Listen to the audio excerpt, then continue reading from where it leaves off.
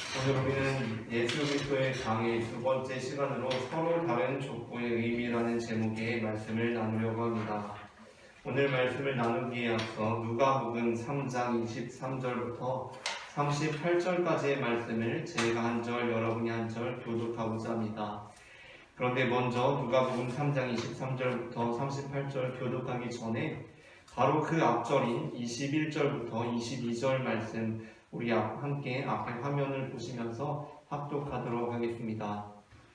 백성이 다 세례를 받을 때 예수도 세례를 받으시고 기도하실 때에 하늘이 열리며 성령이 비둘기 같은 형체로 그의 위에 강림하시더니 하늘로부터 소리가 나기를 너는 내 사랑하는 아들이라 내가 너를 기뻐하노라 하시니라. 아멘. 누가복음에서 예수님께서 세례를 받으셨습니다. 그리고 21절, 22절 곧바로 이어지는 23절부터 38절의 말씀을 제가 한 절, 여러분이 한 절 교독하도록 하겠습니다. 예수께서 가르치심을 시작하실 때에 30세쯤 되시니라. 사람들이 아는 대로는 요셉의 아들이니 요셉의 위는 헬리요 그 위는 마따시요 그 위는 레위요 그 위는 멜기요 그 위는 얀나요 그 위는 요셉이요 그 위는 마따디아요 그 위는 아모스요 그 위는 나훔이요 그 위는 에슬리요 그 위는 납게요 그 위는 마아시요 그 위는 마따디아요 그 위는 사모인이요 그 위는 요색이요 그 위는 요다요 그 위는 요하나니요 그 위는 레사요 그 위는 스룹바벨이요 그 위는 스알디엘이요 그 위는 네리요 그 위는 멜기요 그 위는 아띠요 그 위는 고삼이요 그 위는 엘마나니요 그 위는 멜기요 그 위는 예수요 그 위는 엘리에서요 그 위는 요람이요 그 위는 마따시요 그 위는 레위요 그 위는 시므온이요 그 위는 유다요 그 위는 요셉이요 그 위는 요나요 그 위는 엘리야김이요 그 위는 멜레아요 그 위는 멘나요 그 위는 마따다요 그 위는 나단이요 그 위는 다윗이요 그 위는 이세요 그 위는 오벳이요 그 위는 보아스요 그 위는 살몬이요 그 위는 나선이요 그 위는 아미나답이요 그 위는 아니요 그 위는 헤스론이요 그 위는 베레스요 그 위는 유다요 그 위는 야곱이요 그 위는 이삭이요 그 위는 아브라함이요 그 위는 데라요 그 위는 나홀이요 그 위는 스룹이요 그 위는 르우요 그 위는 벨렉이요 그 위는 헤버요 그 위는 살라요 그 위는 가이나니요 그 위는 아박사시요 그 위는 셈이요 그 위는 노아요 그 위는 벨렉이요 그 위는 무드셀라요 그 위는 에녹이요 그 위는 야렛이요 그 위는 마할랄렐이요 그 위는 가이난이요 그 위는 에노스요 그 위는 셋이요 그 위는 아담이요 그 위는 하나님이시니라. 아멘. 우리는 지난주에 마태복음에 나오는 예수 그리스도의 계보의 내부적인 문제 요인에 대해서 다루었습니다. 그러나 마태복음에 나오는 예수 그리스도의 계보는 내부적인 문제 요인만 가지고 있는 것이 아닙니다. 외부적인 문제 요인도 있습니다. 그것은 마태복음에 나온 예수 그리스도의 계보가 누가복음에 나오는 예수 그리스도의 계보와 다르다는 것입니다. 예수 그리스도의 계보는 성경에서 마태복음과 누가복음에만 나옵니다. 그런데 문제가 있습니다. 그것은 두 계보가 다르다는 것입니다.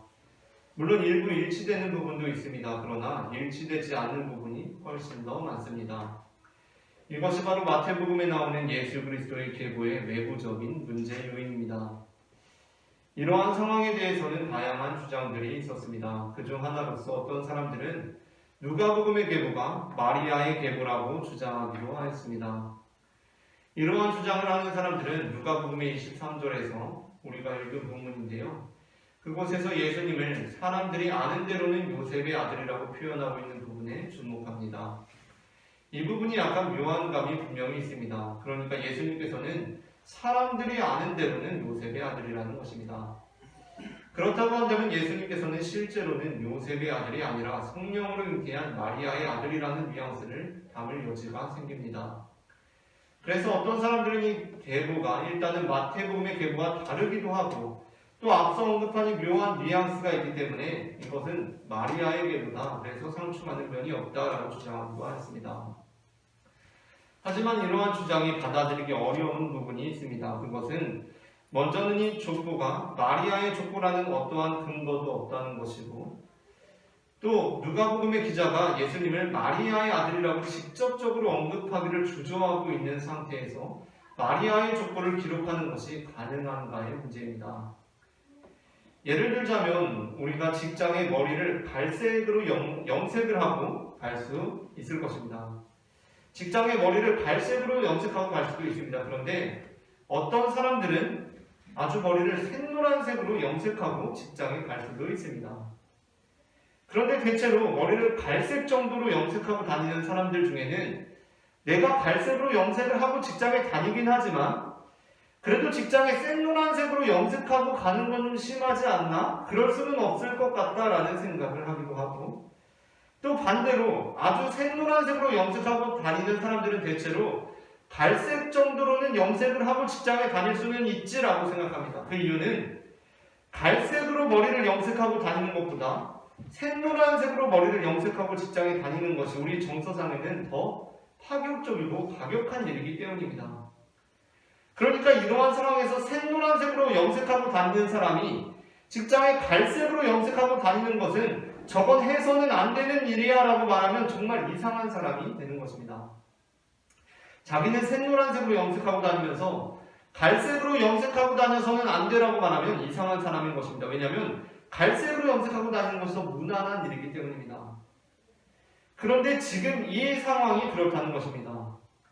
누가복음 역시 마리아를 통한 예수님의 탄생을 앞서서 보도하고 있기는 합니다. 그러나 누가복음의 이 계보는 예수님이 마리아의 아들이라고 언급도 안 하고 있습니다. 마태복음에서 우리가 다루었던 계보에서는 분명히 예수님께서 마리아에게서 나셨다라고 계보상에 분명히 말씀합니다. 그러나 누가복음의 계보는 그렇지 못합니다. 요셉의 위라고 말합니다. 그만큼 갈색 머리를 하고 직장에 가는 것도 지금 주저하고 있는 것입니다. 그런데 그러한 사람이 여성의 계보를 기록했다라는 것은 적절치 못한 해석이라는 것입니다. 예수님은 당시에 여성의 계보를 문서로 기록한다는 것은 상상할 수 없는 일이었습니다. 그런데 갈색 머리도 주저하는 사람이 어떻게 샛노란색으로 염색을 할 수가 있겠습니까? 그렇다면 우리는 이 계보를 어떻게 이해해야 하겠습니까? 저는 마태복음의 족보와 누가복음의 족보 모두 둘 다 하나님의 진리의 말씀이라고 믿습니다. 그 이유는 둘 다 사실성에 중점을 둔 내용이 아니라고 생각하기 때문입니다. 둘 다 사실성의 기반을 삼고 있는 것이 아니기 때문에 둘 다 하나님의 진리의 말씀일 수 있으며 우리는 그것을 믿음으로 받아들일 수가 있습니다. 그러니까 두 계보는 자신들이 고백하고자 하는 내용이 지금 다릅니다. 마태복음은 예수님을 다윗의 자손으로 소개하기를 원했습니다. 그래서 계보가 왕들의 이름을 따라서 내려옵니다. 그러나 누가복음은 역시 누가복음도 예수님께서 다윗의 자손임을 보도하기는 하지만 누가복음은 거기에 강조점이 있지 않습니다. 그래서 예수님께서 다윗의 자손이기는 하지만 다윗의 아들 나단을 통해서 다윗으로 올라갑니다. 우리가 익히 알기로 다윗의 정통성은 솔로몬으로 이어집니다. 비록 솔로몬이 전체적인 삶에 있어서 하나님의 뜻에 합당한 삶을 온전히 살아내지는 못했지만 솔로몬은 예수님의 산상수훈에서 직접 예수님의 입술을 통하여 언급한 적이 있을 정도로 중대한 인물로 다루어집니다. 그런데 누가복음은 그 솔로몬을 빼고 거의 알려지지 않은 인물인 나단을 예수님의 족보에 넣습니다. 그리고 그 외에도 우리가 알지 못하는 수많은 인물들이 누가복음의 족보에는 나옵니다. 그런데 누가복음의 계보에는 마태복음과는 다른 특징이 있습니다. 그것은 계보가 아브라함을 넘어서 아담까지 이르며 나아가 하나님까지 올라간다는 것입니다. 이것은 누가복음의 강조점이 어디에 있는지 분명하게 보여주는 대목입니다. 마태복음은 계보로 시작하지만 누가복음은 계보로 시작하지 않습니다. 마태복음과 마찬가지로 누가복음에도 계보가 나오지만 누가복음에서 계보는 3장에 이르러서 나옵니다.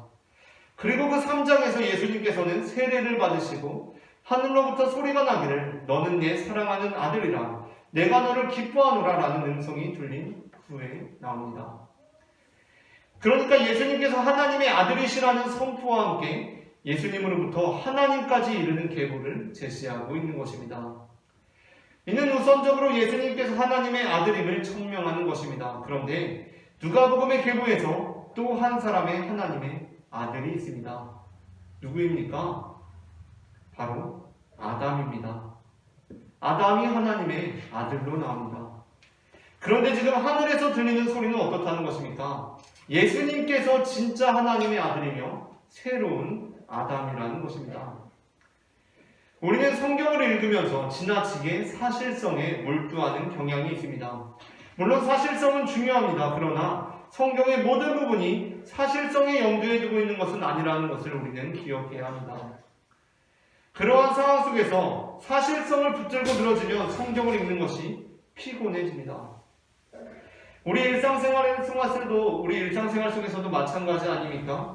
어느 날 친구와 약속을 잡고 친구를 만났습니다. 서울 가서 친구를 만났습니다. 반갑게 친구를 만나니까 친구가 어떻게 왔어? 여기 서울에 어떻게 왔어? 물어봅니다. 그래서 버스 타고 왔어? 라고 이야기했습니다. 몇 번 타고 왔어? 합니다. 그래서 대충 몇 번이었지? 220번 타고 왔어? 라고 이야기합니다. 그런데 이제 즐거운 시간을 보내고 헤어지고 집에 가는 길에 친구한테 이렇게 카톡이 옵니다. 너 아까 220번 타고 왔다고 했는데 알아보니까 220번은 여기 다니는 노선이 없던데? 몇 번 타고 왔어? 라고 합니다. 그러면 어떤 생각이 듭니까? 내가 몇 번 타고 왔지? 라는 생각이 듭니까? 그보다 우리에게 먼저 드는 생각이 있습니다. 무엇입니까? 그게 왜 중요하지? 라는 생각이 듭니다. 아니 내가 몇 번 타고 서울에 왔는지 그게 그렇게 중요한가? 라는 생각이 듭니다. 왜 그렇습니까? 우리가 중요한 것은 몇 번 타고 서울에 갔느냐가 아니라 그 친구를 만났고 그 친구와 좋은 시간을 보내는 것이 더 중요한 일이었기 때문입니다.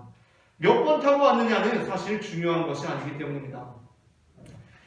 예전에 우리나라에서 경찰들이나 형사들이 성과를 올리기 위해서 죄 없는 사람을 데려다가 죄를 뒤집어 씌워서 피의자로 만들었던 일들이 나중에 드러나곤 했습니다. 그렇게 강압적으로 수사를 합니다. 성과를 올리기 위해서 죄 없는 사람을 피의자로 죄 있는 사람으로 만듭니다. 근데 그때 정말 무서운 게 무엇입니까? 그때 강압적으로 수사를 할 때 정말 무서운 게 무엇이냐면 내가 모든 것을 사실로, 팩트로 대답해야 한다는 것입니다. 어제 나의 일상, 지난주 나의 일상에 대해서 사실적으로 대답해야 한다는 것입니다. 형사가 어제 한 일, 지난주에 한 일 적으라고 해서 9시에 집에서 나왔다고 적었습니다. 그런데 형사가 아파트 CCTV를 확인해 보니까 9시 한 17분쯤에 나왔습니다. 왜 9시라고 했냐고 두들겨 패기 시작합니다. 그러다 보면 어느새 완벽한 사실들에 입각한 전혀 한치 오차도 없는 사실성으로 점철된 피의자의 진술서가 완성됩니다. 모든 것이 사실적으로 딱딱 들어맞는 진술서가 완성됩니다. 하나도 틀림이 없습니다. 그러나 그것은 사실성으로 오차가 없을지라도 전혀 진실을 담아내고 있지 못합니다. 그 진술서는 내가 사람을 죽인 적이 없는 내가 사람을 죽였다고 증거하고 있기 때문입니다. 오차가 없습니다. 틀림이 없습니다. 그러나 진리가 없는 진술서입니다. 진실이 없습니다. 아무리 말이 딱딱 들어맞으면 뭐합니까? 1분 1초가 딱딱 들어맞으면 뭐합니까? 버스 번호가 딱딱 들어맞으면 뭐합니까? 진실이 결여되어 있는데 말입니다. 오히려 내가 처음 작성했던 그 진술서, 조금 시간이 다르고 버스 번호 틀렸고 그렇더라도 정말 내가 사람을 죽이지 않았기 때문에 사람을 죽이지 않았다라고 말하고 있는 진술서가 사실성에 오차가 있을지는 몰라도 진실을 담고 있는 진술서라는 것입니다. 고대인들에게 역시 마찬가지였습니다. 복음서 기자들은 한치의 틀림이 없는 진술서를 작성하는 데에는 관심이 덜했습니다. 이들에게 중요한 것은 자신들이 만나고 경험하고 영접한 예수 그리스도가 어떤 분이었는지에 대한 내용을 우리에게 전달해 주는 것이었습니다. 이들에게 중요한 것은 사실성 여부보다 그들이 전해주고자 하는 진실이 중요했습니다. 그래서 마태복음은 우리에게 예수님은 진정한 다윗의 자손이라고 전해주었고 누가복음은 우리에게 예수님은 진정한 새로운 아담이라고 전해주었습니다. 둘이 일치되지 않을 수 있습니다. 형사들이 일주일 전, 한 달 전에 나와 같이 공작을 벌인 공범이랍시고 잡아온 내 친구의 진술이 내 진술과 다를 수 있습니다. 나는 친구와 만났을 때 비가 조금 내리고 있었다고 했는데 친구는 비가 막 그친 후였다고 할 수 있습니다. 사고 현장에 대한 목격자의 진술이 기억의 왜곡으로 불일치하는 것은 아주 굉장히 자주 벌어지는 일입니다. 중요한 것은 복음서가 그러한 사실성에 크게 관심이 없다는 것입니다. 그런데 우리는 지나치게 거기에 몰두합니다. 우리는 마치 강력계 형사처럼 무서운 표정으로 본문을 살펴봅니다. 그러고는 여기는 왜 다윗의 아들이 솔로몬인데 여기는 왜 나단이 다윗의 아들이냐고 따집니다. 시편 27편 1절은 여호와는 나의 빛이라고 고백하고 있습니다. 그런데 시편 121편 5절은 여호와께서는 내 그늘이 되신다 라고 고백합니다. 참 이상합니다. 하나님께서는 빛인데 또 그늘이십니다. 서로 모순되는 말씀입니다. 이때 우리는 어떻게 해야 합니까? 하나님께서 빛이라는 말씀의 의미와 하나님께서 그늘이라는 말씀의 의미를 새겨야 합니다. 그렇게 하면 그 의미에 통하는 부분이 있고 그 의미로서 받아들이면 그것이 서로 모순된다고 하더라도 그 다름을 둘 중 하나의 틀림으로 받아들이는 것이 아니라 둘 다 진리의 말씀으로 받아들일 수 있다는 것입니다. 많은 그리스도인들이 이것에 익숙하지 못합니다. 그렇다 보니까 서로 다른 족보를 보면서 둘 중 하나를 틀렸다고 생각하거나 그보다도 그리스도인으로서 하나님의 말씀을 틀렸다고 할 수는 없으니까 이 둘을 어떻게든 조화시키려고 합니다. 사실은 빛이 그늘일 수도 있다고 생각합니다. 그늘이 빛과 조화될 수 있다고 생각합니다. 그러나 그것은 무리한 주장입니다. 그것은 시편이 전하려는 메시지가 전혀 아닙니다. 시편은 빛과 그늘의 조화에는 전혀 관심이 없습니다. 그저 그 둘의 의미를 깨달으면 되는 것입니다. 마태복음에 나오는 족보와 누가복음에 나오는 족보 역시 마찬가지입니다. 어떤 사람들은 이것을 어떻게든 조화시켜 보려고 누가복음은 마리아의 족보이고 마태복음은 요셉의 족보라고 합니다. 그러나 그렇게 그 둘을 조화시키고자 하는 것은 누가복음과 마태복음의 기자들 그리고 초대교회 우리의 위대한 신앙의 선배들의 관심사가 전혀 아니었습니다.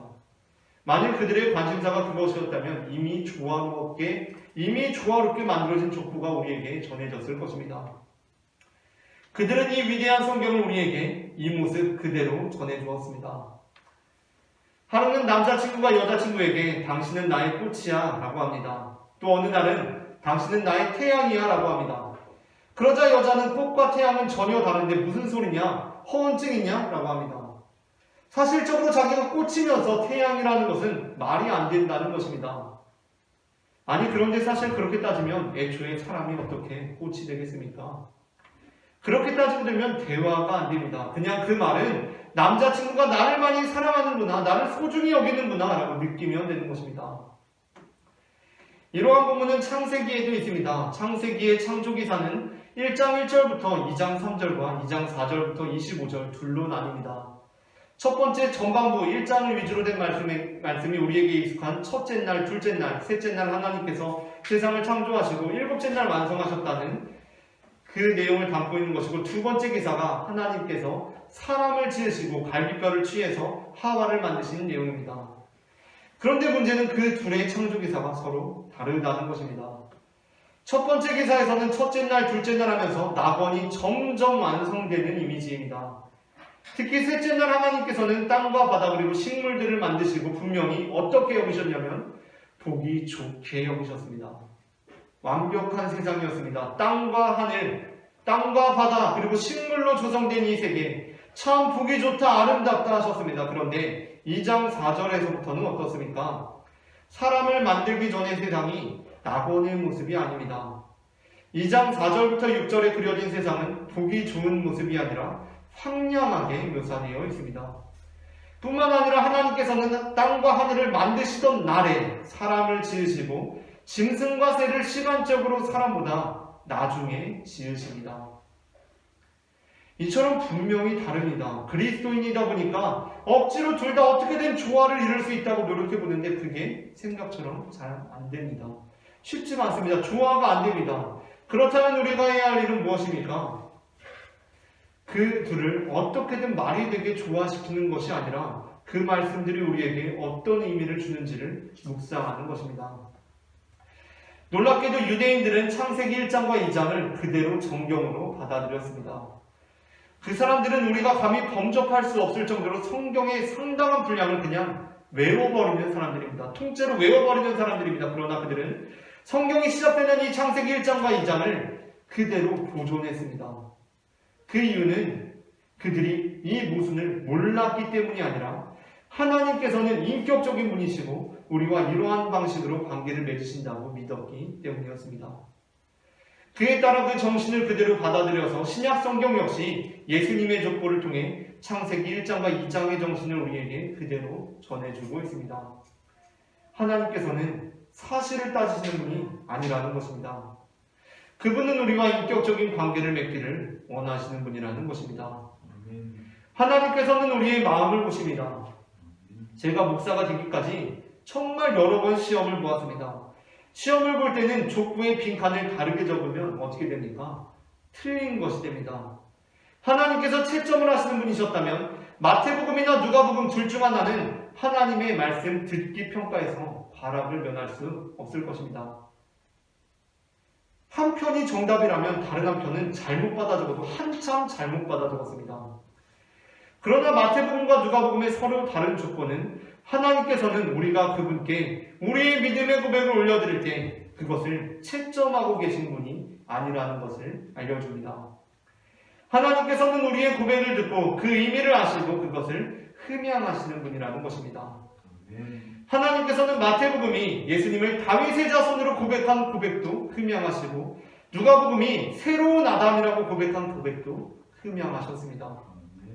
많은 그리스도인들이 주님 앞에 늘 주님께서 원하시는 정답을 드려야 한다는 부담을 갖고 살아갑니다.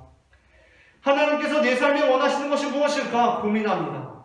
그러나 하나님께서는 우리에게 하나님의 정답을 요구하시는 분이 아니십니다. 그분께서는 우리가 우리의 답을 그분께 드리기를 원하시는 분이시며 그것을 기쁘게 기꺼이 받으시는 분이십니다. 물론 분명한 오답은 있을 수 있습니다. 그러한 오답들이 성경이 정경화될 때 탈락하기도 했습니다. 그러나 하나님께서는 자신만의 정답을 바라시는 분이 아니라는 것이 성경이 우리에게 주고자 하는 의미입니다. 마태복음과 누가복음의 서로 다른 조건은 우리에게 하나님께서 원하시는 답이 무엇일까가 아니라 우리가 원하는 답은 무엇인가를 보게 합니다. 어떠한 부모도 자녀가 범죄자가 되는 것을 원하지는 않을 것입니다. 그러나 그렇다고 해서 부모가 자녀에게 너는 반드시 이 길을 가야 해 강압적으로 한다면 그들은 좋은 부모가 될 수 없을 것입니다. 그러한 부모가 있다면 그들은 하나님의 모습과는 정반대의 부모입니다. 그런데 설령 그러한 부모라고 하더라도 강압적으로 정해진 답을 자녀에게 정해주는 부모라고 하더라도 우리는 모두 하나님의 피조물이기 때문에 우리 안에 있는 하나님의 형상을 느낄 수가 있습니다. 어떤 자녀가 가수가 되고 싶어 합니다. 그런데 부모는 무슨 딴따라가 되느냐며 공부해서 공무원 하라고 합니다. 부모와 자녀의 갈등의 골이 깊어갑니다. 자녀는 어쩔 수 없이 공무원 준비를 합니다. 그러던 어느 날 부모는 우연히 유튜브를 이렇게 보다가 우연히 알고리즘에 뜬 한 영상을 보게 되었는데 자신의 딸이 춤추고 노래하는 영상을 올리며 유튜버로 활동을 하고 있었다는 것을 알게 됩니다. 얼마나 큰 배신감이 들겠습니까? 열심히 공부하고 있는 줄 알았는데 춤추고 노래하는 유튜브를 올리면서 유튜버로 활동하고 있었던 것입니다. 부모는 순간적으로 분노가 치솟았습니다. 이 녀석 집에 들어오기만 해봐라. 하라는 공부는 안 하고 딴짓하고 있었구나 라고 생각이 듭니다. 그런데 그 순간 부모는 그 영상을 보다가 이상한 느낌이 듭니다. 그 영상 속에 너무나 행복해하면서 춤추고 노래하는 딸의 모습을 보고 알 수 없는 감정을 느끼는 것입니다. 평소에 보던 딸의 모습이 아닙니다. 정말 이상한 느낌이었습니다. 영상 속에서 딸이 행복해하며 춤추고 노래하는 딸의 모습을 볼 때 알 수 없는 감정, 그 감정이 무엇이겠습니까? 그것은 분명 행복이었습니다. 그것은 분명 행복이었습니다. 딸이 너무나 행복해하면서 춤추고 노래하는 모습을 보니까 처음에는 불쑥 화가 났는데 순간 내 마음을 뒤덮고 있는 화라는 감정을 찢고 행복의 샘물이 송송송송 솟아나는 것입니다. 딸이 막 행복해하고 있습니다. 즐거워하고 있습니다. 춤추고 노래하면서 너무 행복해하고 있는 그 모습을 볼 때 물론 우리 자녀가 의사가 되기를, 변호사가 되기를, 공무원이 되기를 바라왔지만 그 행복한 모습을 볼 때 기쁨이 마음에 솟아나는 것입니다. 물론 우리 자녀가 의사가 되기를, 변호사가 되기를, 공무원이 되기를, 어떠한 삶을 살기를 부모로서 바랄 수도 있고 자녀가 그에 따라주지 않으면 속상할 수 있습니다. 그러나 그런 부모라고 하더라도 뭔가 자녀가 어떤 일을 하면서 막 행복해하고 있을 때 거기서 부모가 느끼는 행복이 있습니다. 내가 낳은 자녀가 행복해할 때, 아니 내가 아무런 동의 없이 전쟁 같은 세상에 불러낸 자녀가 행복해 줄 때 그 부모는 그것이 행복인 것입니다. 우리는 어떻게 하면 하나님을 기쁘시게 할까를 생각하는데, 그렇다면 하나님께서는 우리가 어떻게 할 때 정말 기뻐하시겠습니까? 하나님께서는 우리가 행복해 할 때 정말 기뻐하실 것입니다. 우리가 우리에게 맡겨진 삶을 우리의 것을 온전히 살아내며 우리의 당당한 걸음으로 나아갈 때 하나님께서는 그것을 그대로 인정해 주실 것입니다. 제가 만약에 시험을 볼 때 예수님의 족보를 다르게 채웠다면 틀렸다라고 되었겠지만, 제가 하나님 앞에 저의 고백을 주님께 온전히 올려드렸을 때 하나님께서는 그것을 틀렸다라고 평가하실 분이 아니라는 것을 저는 확신합니다. 마태복음과 누가복음이 그랬습니다. 그들은 자신들의 믿은 대로 성경 쓰기를 주저하지 않았습니다. 틀리면 어떡하지? 다윗의 자손이라고 했는데 틀리면 어떻게 하지? 새로운 아담이라고 했는데 틀리면 어떻게 하지? 그런 거 없습니다. 자신들이 믿는 대로 거침없이 붓을 들고 쓰기 시작했습니다. 엄청난 자신감이고 너무 멋진 일 아닙니까? 아니, 예수님을 분명히 만났기 때문에, 분명히 자신들의 구세주로 영접했기 때문에 할 수 있는 일입니다. 그리고 그들에 대해 하나님께서는 그들을 검토하고 얘는 맞고 얘는 틀렸고를 결정하신 것이 아니라 둘 다 우리에게 전해주셨습니다. 그렇다면 우리 또한 그 둘을 다 받아들일 수 있어야 합니다. 어느 것은 맞고 어느 것은 틀리고가 아니라, 또 억지로 막 그 둘을 조화시키려고 하는 것이 아니라 그 둘의 의미, 그들의 정신을 그 자체로 받아들이고 우리 또한 우리 자신의 삶의 고백으로 하나님을 부르는 자들이 될 수 있어야 한다는 것입니다. 당신에게 예수 그리스도는 누구입니까? 그냥 마태복음이 전해주는 것 말고, 누가복음이 전해주는 것 말고, 목사님한테 배운 거나 엄마 아빠가 가르쳐준 것 말고, 이미 정해져 있는 답 말고, 정말 당신이 거침없이 고백할 수 있는 그 예수님 누구입니까? 마태복음과 누가복음은 그것이 확실한 자들이었습니다. 분명히 예수님을 만났기 때문입니다. 우리 또한 그러한 자들이 되기를 원합니다. 당신이 믿는 예수님 누구입니까? 라고 누군가 우리에게 질문했을 때, 누구한테 배운 거 말고 정해진 답 말고 내가 만난 예수님 바로 이런 분입니다 라고 마태복음처럼 누가복음처럼 거침없이 당당하게 하나님께 올려드리는 우리 모두가 되기를 소망합니다. 아멘.